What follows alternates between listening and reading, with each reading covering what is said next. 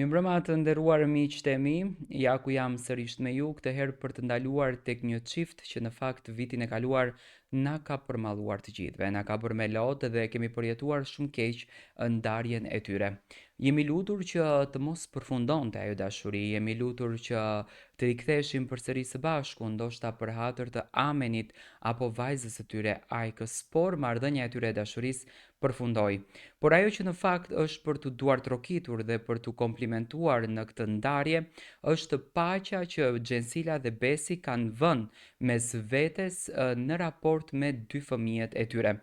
Për herë të parë ekskluzivisht Xhensila Myrtëzaj ka postuar fytyrën e Amenit sepse nuk preferonte që Amenin ta poston me fytyrë, duke besuar në muhabetet që flitet për shembull që po ta nxjerrësh fytyrën e fëmijës, mund të bëjnë magji etj, por ditën e djeshme Xhensila nuk ka hezituar për të postuar fotografinë e djalit dhe për t'i uruar ditëlindjen.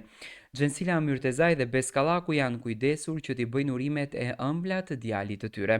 Në orët e para të mesnatës, Xhensila ndau momente që nga lindja e deri më sot, duke e quajtur shpëtimtar Amenin. Ajo shkruan: Amen, ti bebe bekuar, që solle dritë në jetën time, solle forcë aty ku mendova se s'kishte asnjë, dhe më dhurove çdo ditë copëza parajse që nuk dija të ishin të mundshme.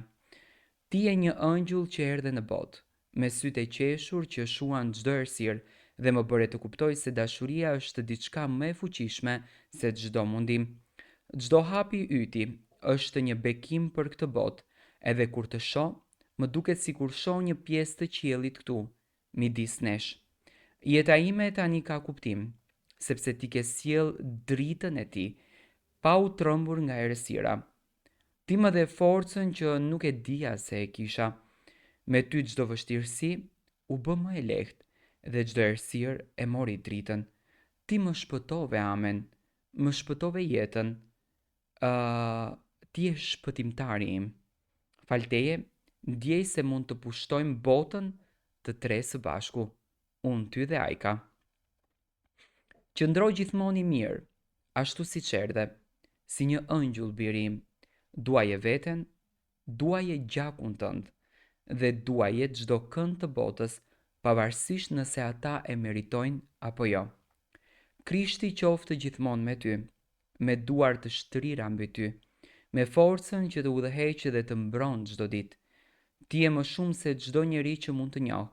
Je një pjesë e diçkaje më të madhe dhe e di që nuk je asnjëherë vetëm.